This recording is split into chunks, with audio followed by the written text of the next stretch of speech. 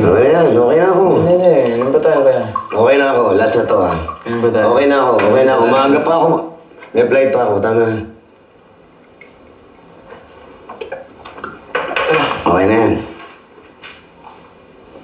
Alam mo ba kung anong klaseng tao ako kaya? Ha? Saan tayo ganyan? Okay na to. Isa akong walang kwentang kaibigan.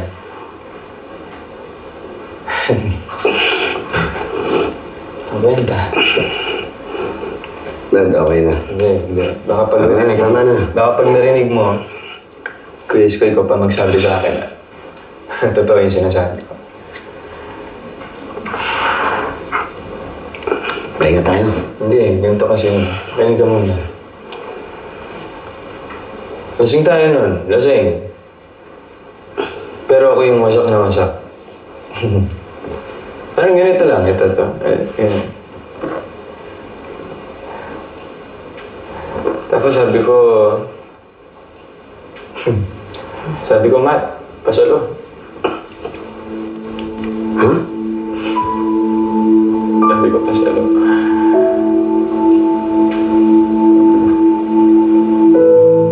Yan naman yung laging ginagawa ni Marty para sa akin eh.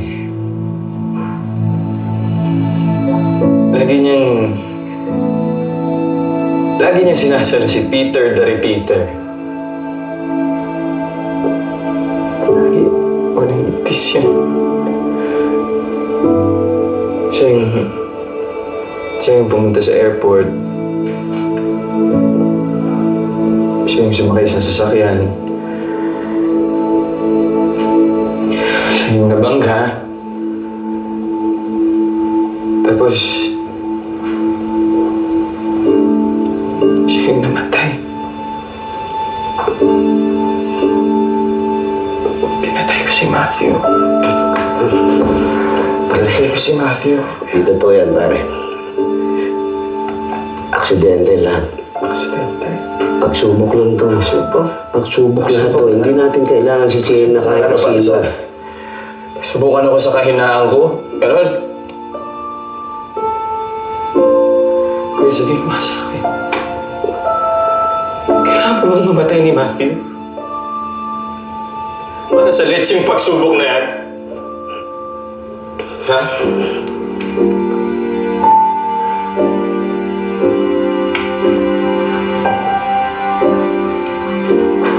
Ikaw? Oo, ikaw! James. Baksak mo na lang ako! James. Wala ka nang tingin sa akin.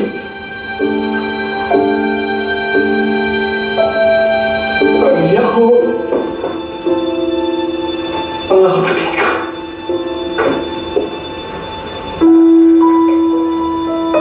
Si Matthew. Baksak mo na lang ako kasi diba wala ka nang pakialam sa akin, diba? James, tama na yan. Wala kang pakialam sa akin. Isa kami sa mga laruan mo. Lahat kami.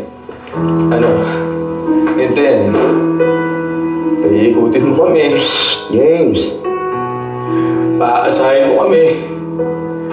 Tapos, pag trip mo na, kukunin mo na yung mga buhay namin. Ganun. Ganun lang eh. James. Huwag kang magsalita ng ganyan. Hindi mo alam sinasabi mo. Hindi ko alam. Bakit? Hindi mo alam pinakain mo. Kasi nagagalit siya. Tapos sa impyerno.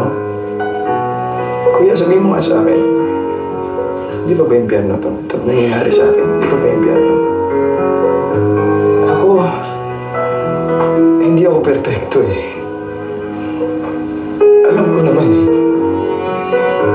Hindi ako pala dasal. Hindi ako pala simba. Pero kuya, kahit kailan, hindi ako nawala ng tiwala sa Diyos. Tapos, ito lang, ito. Yan. Ito lang yung gaganti niya sa akin.